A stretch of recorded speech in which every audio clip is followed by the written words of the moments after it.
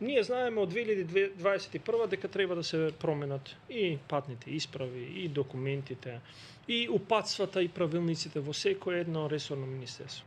Тоа е работа на административните служби. Зашто не го направиле? Зашто нема одговорност, господин Митичи, за кој тој човек, кој началник кој бил одговорен или не знам како му се вика? Треба да ги најдеме со име и презиме. Па веројатно. Зашто веќе не се објавиле? Зашто не се објавиле? Ја на влада дискутирам, дечки, конечно е време име и презиме на секој еден. А ако министерот потпишал правилник, завршена е работата. Надоле во хиерархијата не може да има му текнало на некој. Ја така мислев. Нема што да мислиш. Има да извршуваш.